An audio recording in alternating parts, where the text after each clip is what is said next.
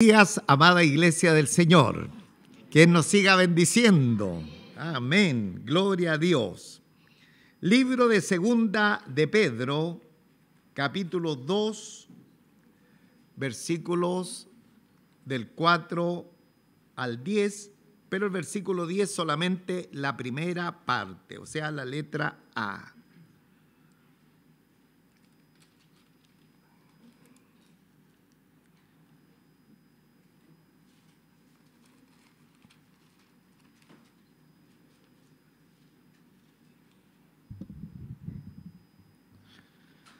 Segunda de Pedro, libro Segunda de Pedro, capítulo 2, desde el versículo 4 hasta el versículo 10, la primera parte. Voy a dar lectura a esta preciosa palabra, como es nuestra costumbre, en el nombre de nuestro Señor Jesucristo. Porque si Dios no perdonó a los ángeles que pecaron, sino que arrojándolos al infierno, los entregó a prisiones de oscuridad para ser reservados al juicio. Y si no perdonó al mundo antiguo, sino que guardó a Noé, pregonero de justicia, con otras 7 personas, trayendo el diluvio sobre el mundo de los impíos. Y si condenó por destrucción a las ciudades de Sodoma y de Gomorra, reduciéndolas a ceniza y poniéndolas de ejemplo a los que habían de vivir impíamente. Y libró al justo Lot, abrumado por la nefanda conducta de los malvados, porque este justo que moraba entre ellos afligía cada día su alma justa, viendo y oyendo los hechos inicuos de ellos.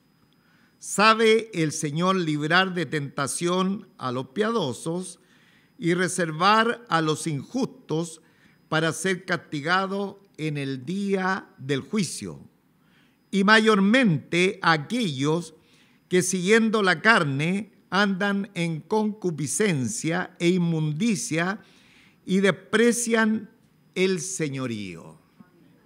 Amén. Dios nuestro, Padre Celestial, en esta hora esperamos la bendición tuya para la edificación del cuerpo de Cristo, tu amada iglesia, cada uno de los congregados en esta oportunidad. Muchísimas gracias por sentarnos a tu mesa y estar como príncipe y princesa de tu pueblo.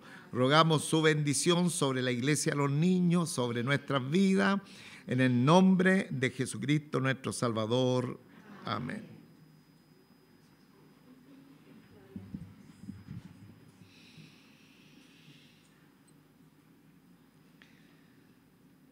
Quiero iniciar, hermanos, la introducción de esta enseñanza bíblica comentando que se encontraban 2 estudiantes de la Biblia comentando el pasaje bíblico acerca de la destrucción de Sodoma y de Gomorra. Uno de los estudiantes reaccionó a esa conversación y dijo: bueno, si Dios realmente es así, como relata la Biblia, entonces yo no voy a creer en Él, dijo uno de los estudiantes de la Biblia. Obviamente que esa es una lógica muy extraña, porque no creer en Dios no hace que Dios desaparezca de escena. Todo lo contrario, Dios siempre va a seguir permaneciendo. Ahora, cuando nosotros escuchamos un tema de juicio, generalmente escuchamos a buena parte de las personas, y aún dentro de los ámbitos cristianos, descartar el juicio de Dios. De tal manera que las personas dicen: yo creo en un Dios de amor, en un Dios de misericordia, que Él nunca va a hacer juicio a nadie. De tal forma que tal vez podría juzgar, por ejemplo, a una persona que no nos caiga bien, a algún dictador, a algún homicida, en fin, a eso sí que Dios tiene que hacer juicio, pero al resto de la gente no. Y otros definitivamente dicen, no, yo no creo en el Dios del Antiguo Testamento, creo en el Dios del Nuevo Testamento, el Señor Jesucristo, que Él no condenó a nadie. Ahora, estas reflexiones que muchas personas tienen en su ignorancia de la palabra del Señor están totalmente erradas. Porque si hay algo de juicio, generalmente nosotros conocemos los juicios de Dios en el Antiguo Testamento, conocemos poco del Antiguo Testamento, pero rápidamente conocemos los juicios de Dios en el Antiguo Testamento. Sin embargo, en el Nuevo Testamento, nuestro Señor, nuestro Dios, nuestro Salvador Jesucristo fue el que más habló de juicio y del infierno. Por lo tanto, cuando las personas hablan de un Dios buena onda, de un Dios que hace la vista gorda delante del pecado, que al final de todo, y ahí entra la falsa doctrina de algunas religiones paganas que hablan del universalismo, que al final de cuentas haga lo que haga, me comporte como me comporte, de todas maneras voy a ser salvo por el Señor. Hermano, esas son mentiras de Satanás el diablo, porque Dios ha establecido, como bien dice la Escritura, que el hombre muera una vez y después de esto venga el juicio. Entonces, cuando uno abre la Biblia, se da cuenta que desde el libro de Génesis hasta el libro de Apocalipsis, Dios revela que traerá juicio sobre los pecadores, hermanos, pero que va a mostrar misericordia para aquellas personas que se arrepienten y que también confían en Él. Ahora, el apóstol Pedro, que es lo que nos compromete en esta oportunidad, escribe esta segunda carta, y este capítulo especialmente está hablando de los falsos maestros que promovían falsa doctrina y también una vida impía. Y algunos hermanos tal vez pensarían o pondrían en duda o en tela de juicio que Dios podría enjuiciar a estos falsos maestros. Entonces, de esta manera, el apóstol Pedro quiere que los hermanos se den cuenta, y el Espíritu Santo hoy día quiere que nosotros nos demos cuenta, que aunque el juicio de Dios se demore en el tiempo, es absolutamente seguro sobre las personas que persisten en pecado, en este caso en particular los falsos maestros, y las personas que viven impíamente a la presencia del Señor. Es seguro que el juicio de Dios vendrá sobre los tales.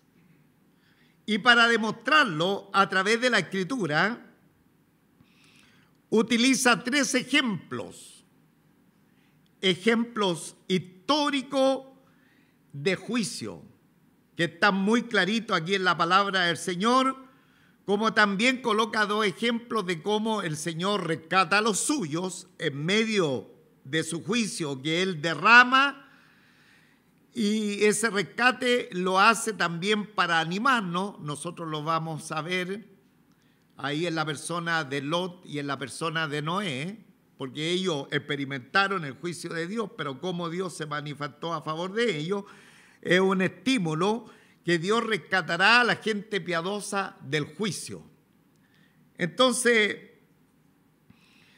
la conclusión, hermano, de esta palabra está en el versículo 9, no piense que estoy terminando, pero sí quiero decirles la conclusión ya de este sermón. ¿Ah? No vaya alguien tomar el tranco y se vaya a ir, pues, si todavía está en pañales la prédica. En el versículo 9 está la conclusión del sermón. Entonces después usted dice, ya, yo sé lo que hay que predicar. Versículo 9 dice, ¿sabe el Señor librar de tentación a los piadosos, a las personas pías, a los que están en la voluntad del Señor, y reservar a los injustos para ser castigados en el día del juicio? Entonces aquí, hermano, la palabra del Señor, insisto, va a echar abajo esa vida un tanto licenciosa de la gente, porque al final Dios es puro amor nomás. Él va a ser vista gorda de todo lo que haga, de lo que diga, de cómo hable en contra de este, en contra de esto otro, cómo me comporte. En fin, da lo mismo, porque el Señor es tan buena onda que al final Él va a perdonarme y me va incluso a dar premio. Hermano, mucho cuidado, porque la palabra del Señor nos habla que aunque la paciencia de Dios sea larga, habla la Escritura de su longanimidad, de su largura de misericordia, pero también de pronto esa misericordia se corta, ¿ah? Se corta.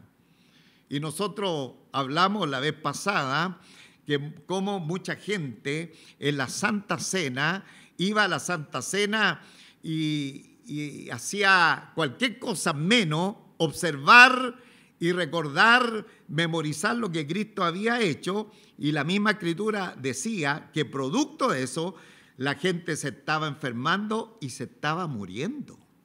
Entonces debemos de prestar mucha atención a la palabra del Señor, porque Dios no contiende con el pecado. Dios, hermanos amados, no hace vista gorda a lo que hace la gente, porque Él se muestra de diferentes maneras para que la gente salga de ese estado.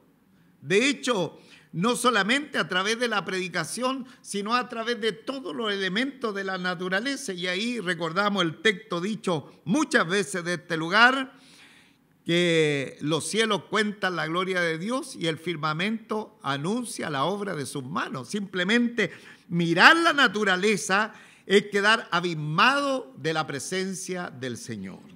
Entonces veamos, hermanos, por favor, el ejemplo de los ángeles. Versículo 4. Estamos en el libro segunda de Pedro, estamos en el capítulo 2, y vamos al versículo 4. Porque si Dios no perdonó a los ángeles que pecaron, sino que arrojándolos al infierno, los entregó a prisiones de oscuridad para ser reservados al juicio.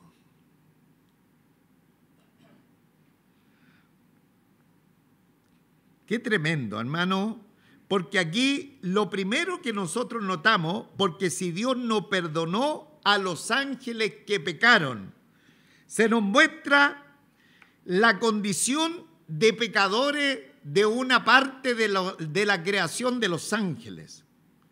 No todos los ángeles que fueron creados en santidad por el poder creador del Señor mantuvieron ese estatus, sino que una parte con Satanás el diablo se rebelaron contra Dios y pecaron.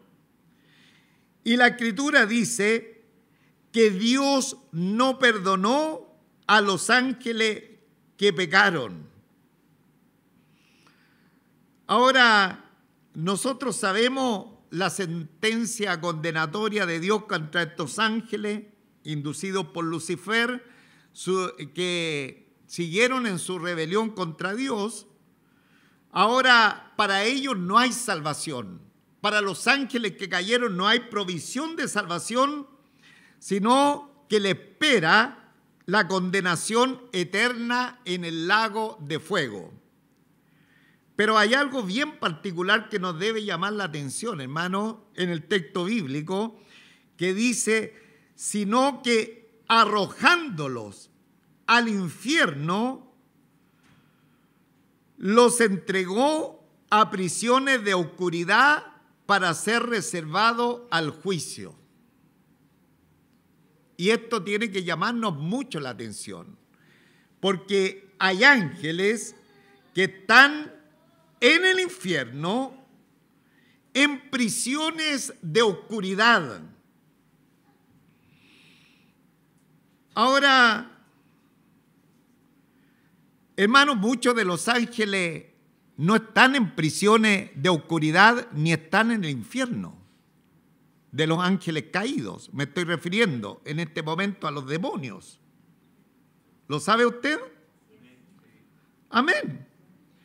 El apóstol Pablo le dice a los hermanos, porque no tenemos lucha contra sangre ni carne, sino contra principados, contra potestades, contra gobernadores de las tinieblas de este siglo, contra huestes espirituales de maldad en las regiones celestiales o celestes.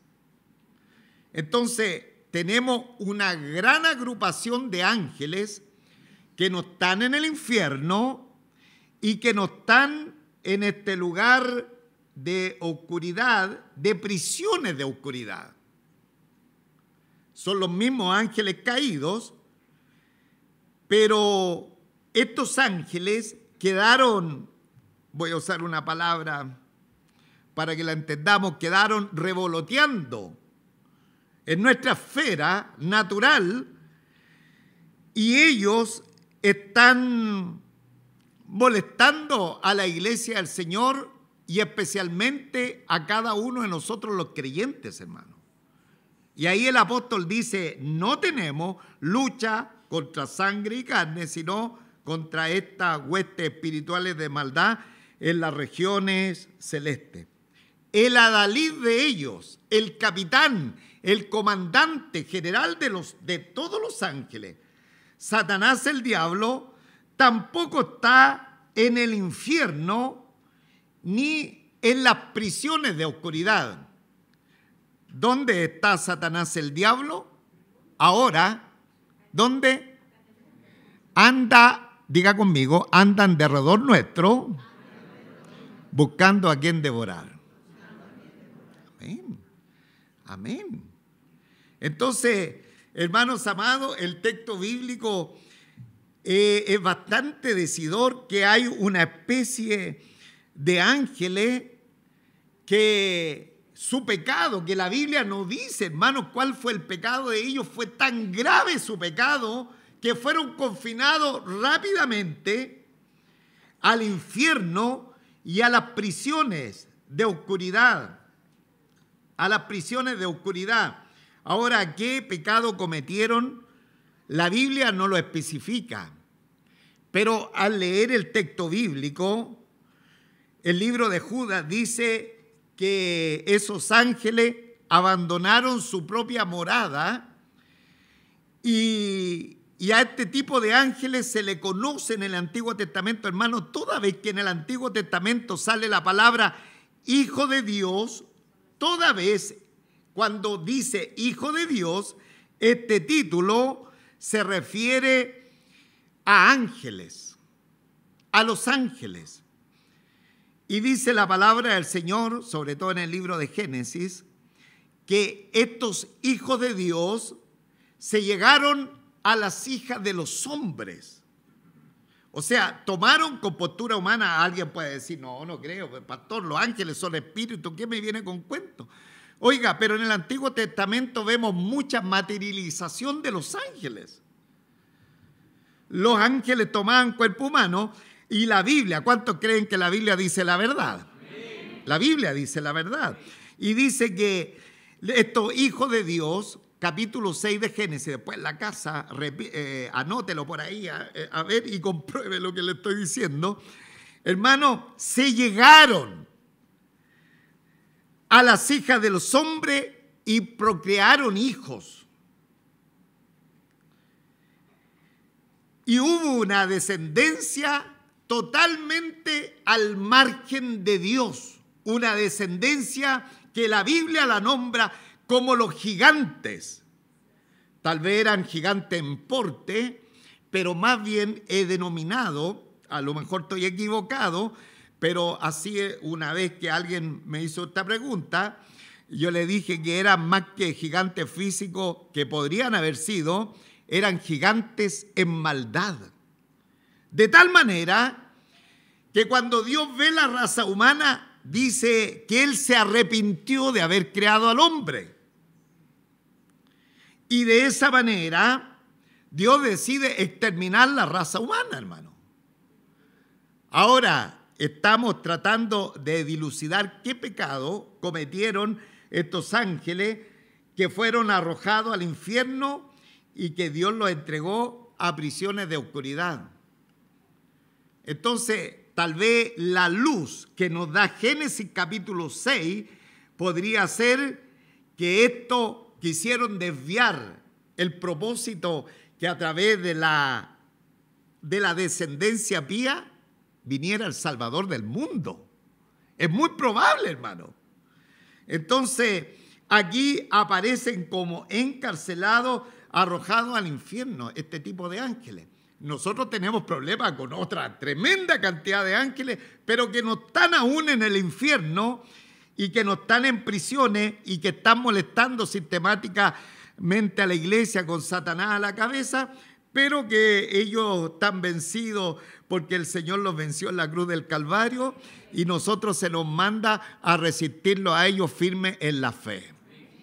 Entonces, hermano, este tipo de ángeles eran de extraordinario poder y estoy recordando en una oportunidad, usted conoce los evangelios sinópticos, todos los evangelios sinópticos dan la historia y la muestran de diferentes ángulos acerca del endemoniado de Gadara.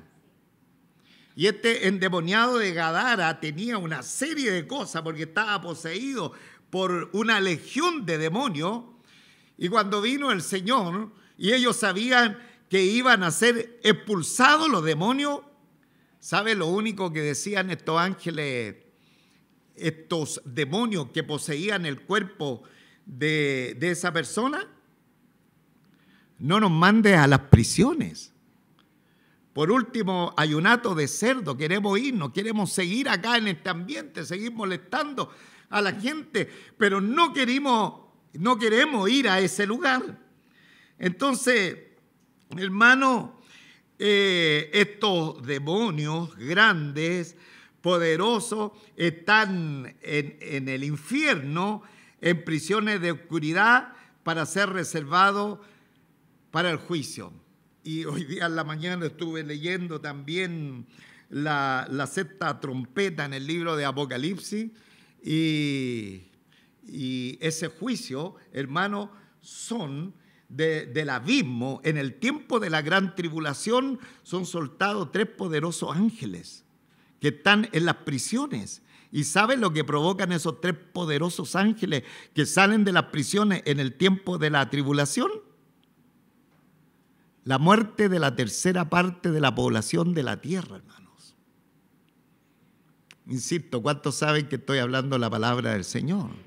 Entonces, cuando hablamos de juicio, hermanos amados en el Señor, debemos entender y no perder el punto de vista que Dios es lo suficiente poderoso para hacer juicio a los ángeles que pecaron, hermano. Dios no se anda con, pero es que estos seres son espirituales, los formé yo y son preciosos, son luminosos, son fugaces, en fin, son preciosos, ya no importa, da lo mismo. No, el punto que quiere hacer Pedro en esta oportunidad es que Dios es lo suficiente poderoso para hacer juicio contra los ángeles que pecaron. Ya tiene a una cantidad de ellos en las prisiones de oscuridad y a estos otros que andan molestando, también junto a eso les tiene reservado en el tiempo futuro el lago de fuego por los siglos sin fin. Segundo ejemplo. Vamos, por favor, al segundo ejemplo, al versículo 5. Y si no perdonó al mundo antiguo, ¿quién no perdonó al mundo antiguo? Dios. Es que yo lo único que sabía que Dios era buena onda nomás. Hermano, eso es lo que tenemos que aprender hoy día. Porque de pronto nosotros jugamos con el pecado. Y jugamos porque no me pasa nada y no me pasa nada y estamos bien. Pero hermano, la paciencia de Dios tiene un límite. Insisto. Y si Dios, versículo 5, y si Dios no perdonó al mundo antiguo, sino que guardó a Noé pregonero de la justicia con otras 7 personas, lo vamos a ver después, cómo la gracia de Dios cubre en medio de los juicios a sus santos, a sus fieles, trayendo el diluvio sobre el mundo impío. Dios trajo el diluvio sobre el mundo impío, hermano. Sobre la gente que no estaba en el arca.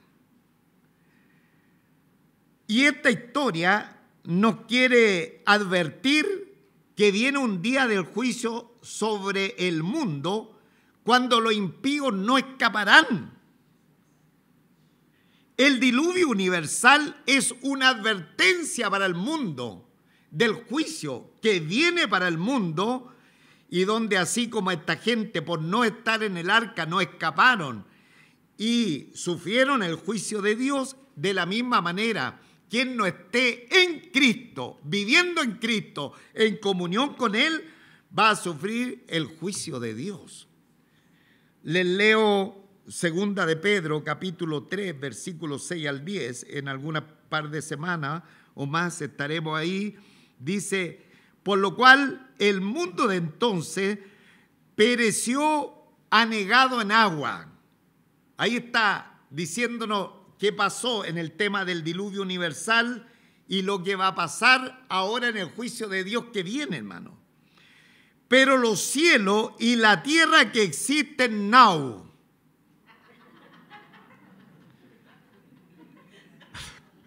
que existen ahora, no está convencido, no sé, no está la EM para que lo diga en ruso, para que alguien lo entienda, hermano. O el Oliver. Sichas.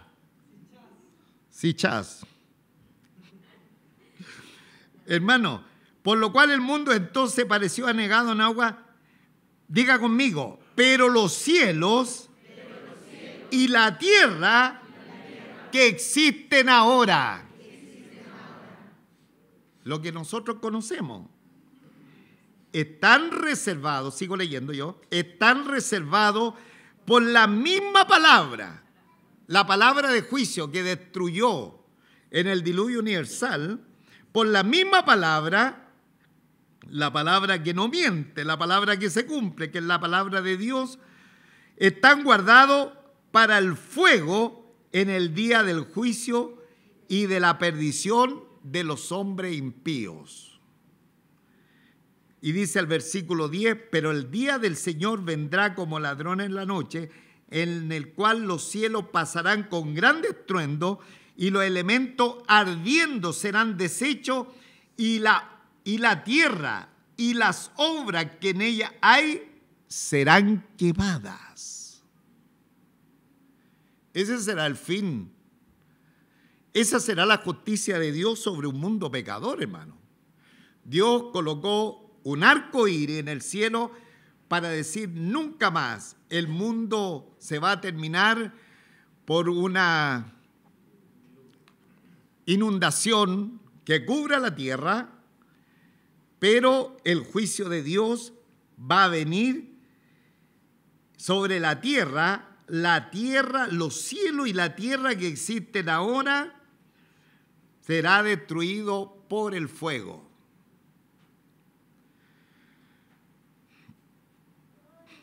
Entonces la Biblia, hermano, está usando este elemento histórico que es el diluvio para advertirle a la humanidad que viene un juicio futuro peor, que fue al diluvio universal, que caerá sobre los que no están a bordo de nuestro Señor Jesucristo, que no están en el arca de salvación, que es nuestro Señor Jesucristo, y que perecerán eternamente. Versículo 6, vamos rápidamente al versículo 6. Y si condenó por destrucción a las ciudades de Sodoma y de Gomorra, reduciéndola a ceniza y poniéndola de ejemplo a los que habían de vivir impíamente. Ahora esta historia está en el libro de Génesis, en el capítulo 19, también ahí anote, hermano, para que pues tranquilamente en la casa lea. Y Dios ahí en esa oportunidad sobre Sodoma y Gomorra hizo llover fuego y azufre. Y ese lugar quedó inhóspito, totalmente seco, inhabitable. Ahora, ¿qué pasaba con Sodoma y Gomorra, hermano? ¿Qué había en Sodoma y Gomorra? Dígame usted, ¿qué había en Sodoma y Gomorra? ¿Qué había, hermano? Porque ya nosotros identificamos qué pecado había, porque decimos pecado y ya, como que el pecado, hasta la palabra pecado la tenemos suavizada, hermano. ¿Qué había en Sodoma y en Gomorra, hermano? Depravación sexual. Así con todas sus letras, hermano. No, pastor, no hable eso. Había depravación. Los hombres querían violar a los ángeles. Querían violar a ángeles porque los ángeles se materializaron cuando fueron a rescatar a Lot. Los ángeles tomaron cuerpo de hombre, se materializaron y los hombres de la ciudad querían violarlos, hermano, porque estaban acostumbrados a la pudredumbre sexual. Y vino el juicio de Dios. Y a uno dice, pucha, ahora que está en el juicio de Dios se van a arrepentir. La Biblia dice que Dios lo enjuició a esa gente que llegaron a la puerta de la casa de Lot y querían tomar a los ángeles para hacer las sociedades que ellos sabían hacer en aquella ciudad. Y vino el juicio de Dios. ¿Cómo fue el juicio de Dios? Lo encegueció, hermano. Ese fue el juicio de Dios a esta gente inmunda. ¿Pero qué pasó? ¿Se arrepintieron esa gente? No, la Biblia dice que persistieron ahí en la puerta, estaban con el juicio de Dios, estaban totalmente ciegos, pero seguían ahí en la puerta tratando de asir a esos huéspedes celestiales. Entonces, hermanos, Génesis 19 muestra el grave pecado sexual que había en aquella ciudad. Y nos habla cómo era la gente. Y ahora dice el versículo, y se condenó por destrucción a la ciudad de Sodoma y de Gomorra, reduciéndola a ceniza y poniéndola de ejemplo a los que habían de vivir impíamente. Pedro dice que Dios hizo esa acción con Sodoma y Gomorra para que los que vivieran impíamente en lo sucesivo se dieran cuenta que iba a venir juicio de Dios, hermano. Que Dios no siempre va a contender con el pecado, hermano. Que Dios no siempre, total, no, Dios, el viejito buena onda. No, hay una advertencia en la Biblia de un juicio venidero, de un juicio que se aproxima. Bien, hemos visto estos tres ejemplos, pero también Dios es misericordioso y salva a la gente piadosa en medio de estas situaciones complejas. Lo hizo con Noé y Lot. Versículo 5. Me vuelvo al 5 solamente para ver a Noé. 5. Y si no perdonó al mundo antiguo, sino que guardó a Noé, pregonero de justicia, con otras 7 personas. Sino que guardó a Noé, pregonero de justicia, con otras 7 personas. ¿Qué estaba haciendo, hermano, Noé? Era un predicador de la justicia. Era un predicador de Dios. Pasó 10 años, 100 años construyendo el arca en tierra firme y estaba dando testimonio de lo que Dios iba a hacer. Tal vez muchas veces construyendo el arca y en otras oportunidades diciéndole a la gente que la única posibilidad era entrar en aquella arca. Entonces, las acciones de Noé estaban instando a los demás que se arrepintieran. Y el patrón de vida era de obediencia a la presencia del Señor. Y como consecuencia, ¿qué hizo Dios con él? Dios le guardó. Las personas que andan en la voluntad del Señor, que viven, ¿no es cierto?, en su voluntad y en su palabra, son guardados por el Señor aún en medio de la hecatombe, en medio del debacle, hermanos. Porque así lo dice, sino que guardó a Noé, pregonero de justicia, con otras 7 personas. Y el último, el versículo 7 dice también, y libró al justo Lot. Ahora nos llama la atención que el versículo 7 y 8 habla de Lot como justo en 3 oportunidades. Versículo 7 dice el justo Lot. Versículo 8 dice porque este justo. Y el versículo 8 dice su alma justa. Y cuando nosotros predicamos de Lot, hermanos, le tiramos tierra, hablamos mal de Lot, pero de una manera abismante. Tenemos que reconocer cómo hablamos mal de Lot.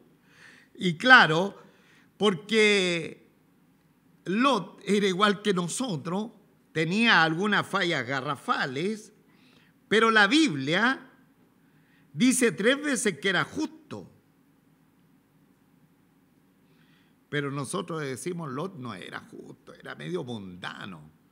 Porque cuando tienen conflicto los pastores de Abraham, de su tío Abraham, con los pastores de Lot, tienen que coger un lugar y dice que Lot escogió un lugar de la llanura fértil, la mejor tierra, y dejó el lugar más estéril para su tío. Entonces ahí a nosotros empezamos a criticar rápidamente a Lot. Mira, era sobrino y no tuvo ni deferencia con su tío. Sin embargo, hermanos, en el Señor, la palabra del Señor dice que el mismo Abraham le dijo que escogiera la tierra. No nos damos cuenta de eso. Entonces, de pronto le estamos tirando tierra a Lot y el mismo Abraham le dijo, a mí me da lo mismo la tierra, elige tú.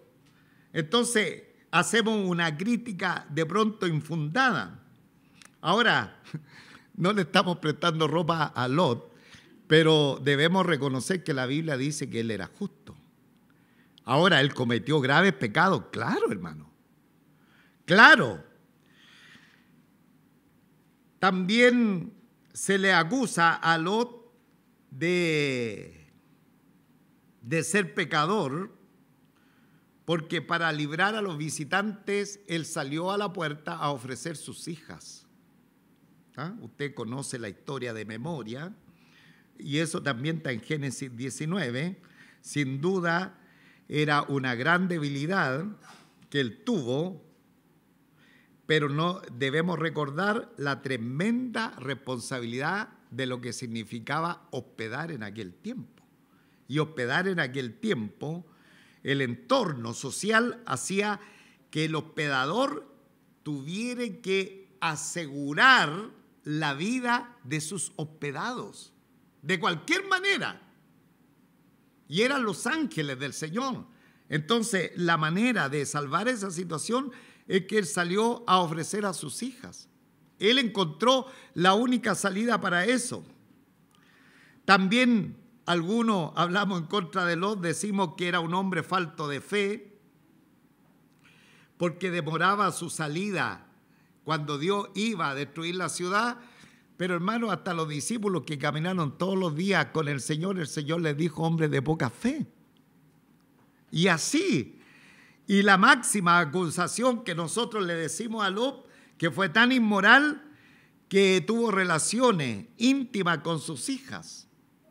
Entonces, ahí quedamos nosotros tremendamente mal, pero el texto bíblico nos dice que sus hijas lo emborracharon de tal manera que él estaba tan inconsciente que no se sintió cuando se acostó con ella ni cuando ellas se levantaban.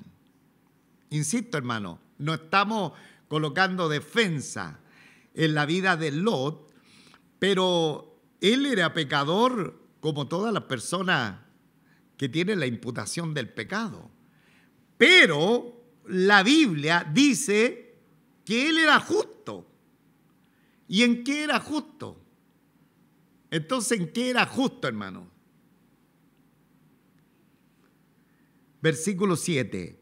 Y libró al justo Lot, abrumado por la nefanda conducta de los malvados. Por eso la Biblia, hermano,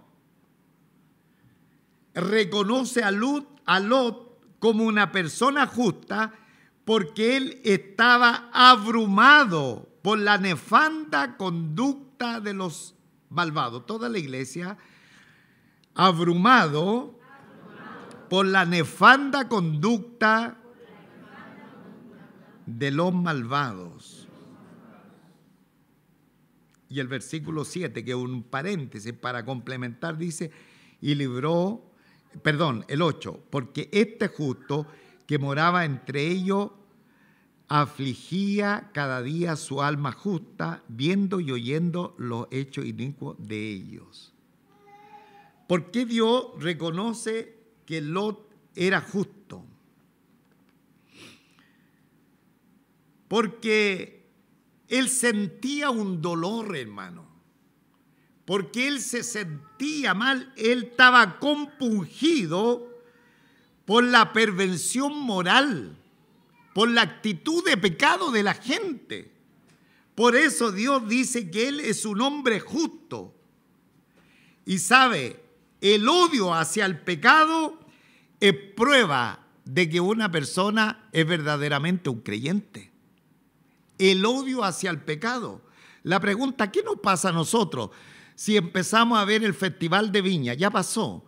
Y se suben al escenario esos famosos chistólogos o humoristas y empiezan a hablar, hermano, las necedades más grandes que puedan salir de una boca de una persona. La pregunta es, ¿qué nos pasa a nosotros? Si quedamos abrumados o empezamos a reírnos como toda la gente, hermano. Es una buena pregunta. Por eso Dios llama a Lot justo, porque cuando él vivía en este ambiente estaba totalmente abrumado de lo que hacía la gente, hermano, de la perversión de la gente. Hoy día a todos lo volvemos, ¿cuál es la palabra que se usa mucho? Lo volvemos, claro, inofensivo, tan natural. No, si esto es así, cualquiera puede pensar lo que se le da la real gana. Y de pronto estamos frente a graves pecados a la presencia del Señor y no nos da ni frío ni calor, hermano. Ahí somos menos justos que Lot. Cuando predicamos en contra de Lot, lo dejamos, hermano, le hacemos una llave de yuyipsio. Pero cuando estamos de pronto enfrente de pecado, no nos da ni frío ni calor. Dios nos guarde a cada uno de nosotros, hermano. Dios tenga misericordia de nuestras vidas, porque este Lot dice, porque este justo que moraba entre ellos, pero que no comulgaba con las cosas que hacía la gente, hermano. Nosotros también moramos, vivimos en una sociedad totalmente pervertida, pero cada día debemos estar afligidos por el pecado que sube a la presencia del Señor, hermano, y que hace inclusive que la tierra esté clamando, dice la Escritura, por alcanzar luego la redención a causa del pecado del hombre, hermano. Dice, porque este justo que moraba entre ellos afligía cada día su alma justa, viendo y oyendo, no practicando, viendo y oyendo los hechos inicuos de ellos. Dios tenga misericordia de cada una de nuestras vidas. Amén, hermanos. Y dice el versículo 9 y 10, la última parte, que son la conclusión de los versos. Colóquese en pie, terminé, por favor. Colóquese en pie.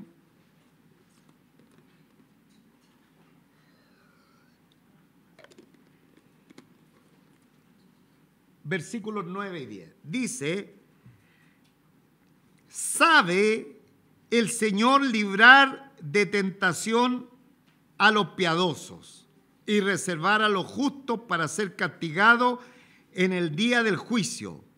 Y mayormente a aquellos que siguiendo la carne andan en concupiscencia e inmundicia y desprecian el señorío. Ya lo vimos, el señorío de nuestro Señor Jesucristo.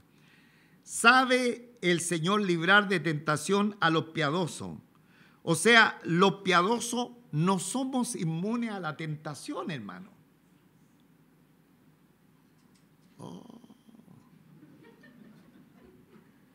De nuevo, los piadosos no somos inmunes a la tentación, pero cuando andamos en la voluntad del Señor, sabe el Señor librar a los suyos.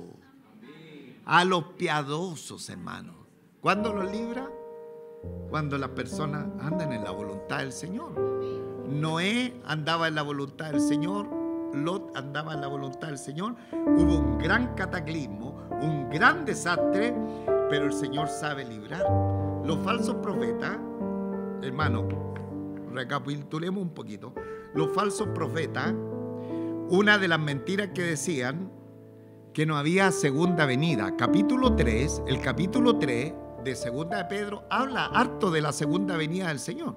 Los falsos profetas decían que no hay segunda venida del Señor.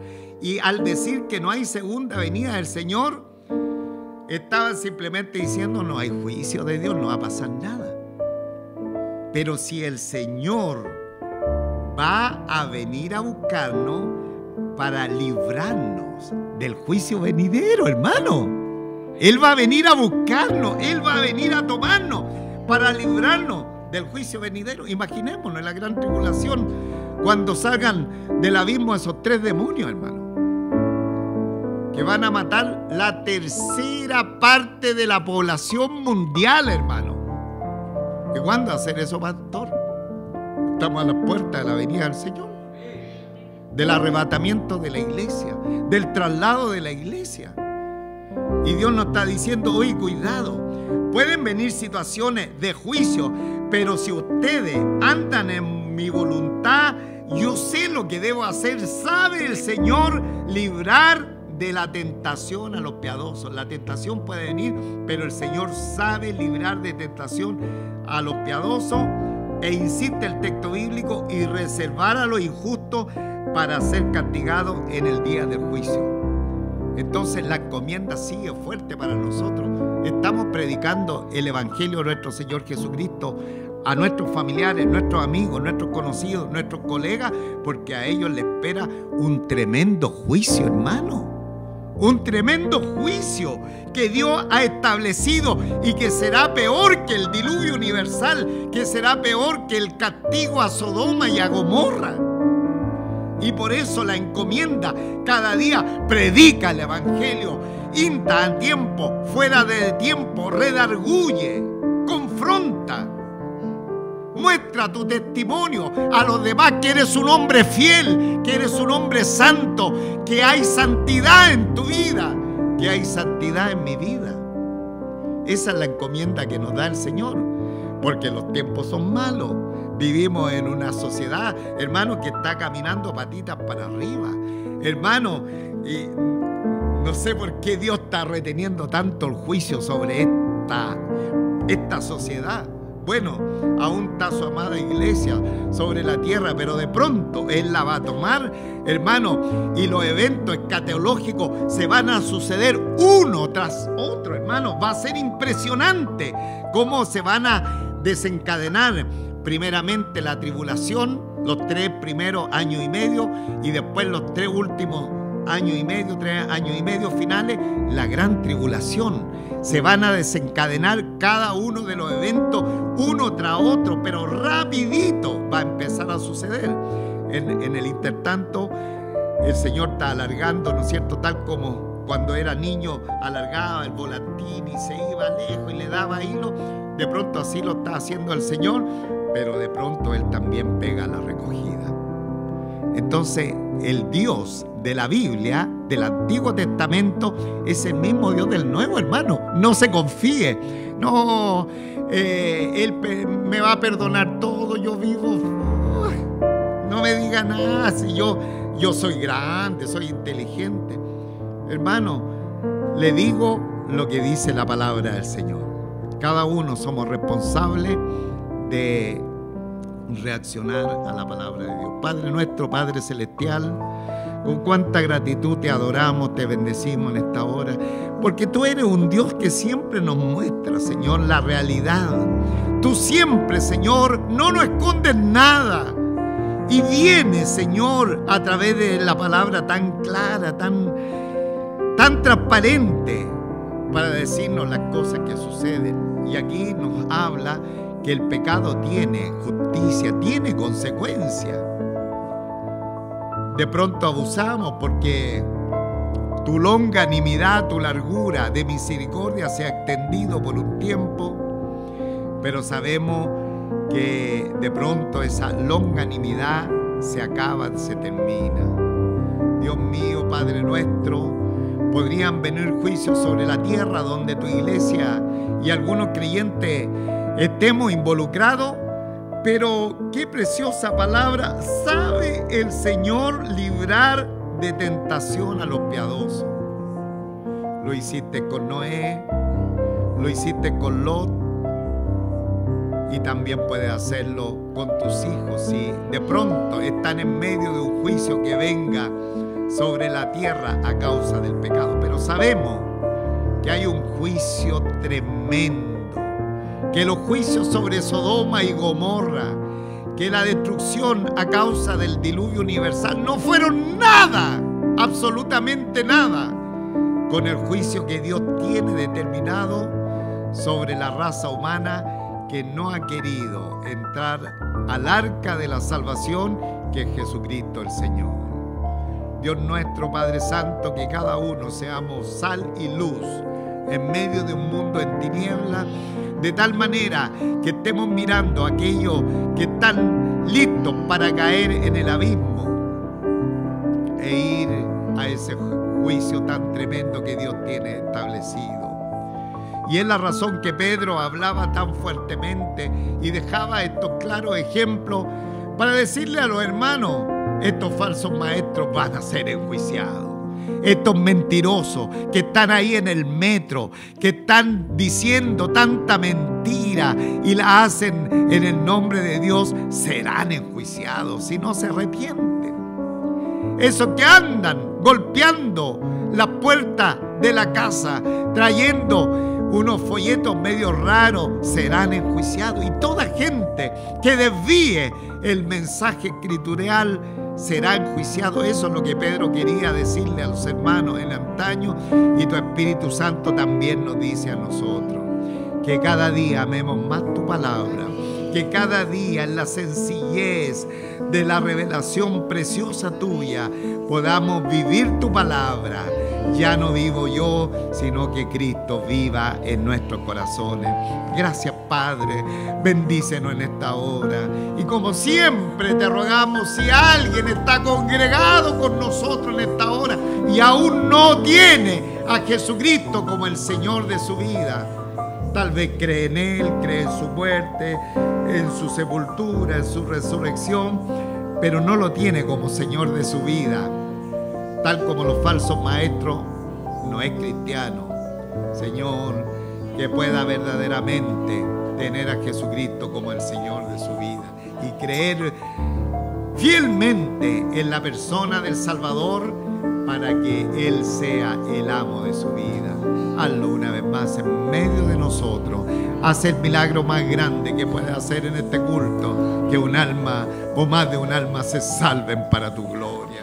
Gracias, Padre, gracias, Señor, y que esta palabra nos sirva de campanada de alerta para tener una vida más piadosa, una vida más ordenada, una vida que honre tu nombre, una vida que dé frutos para tu gloria, sabiendo que estamos en una sociedad tan, Señor, alejada de ti, pero que en esta congregación se hallen muchos justos, como el justo Lot, que él se abrumaba,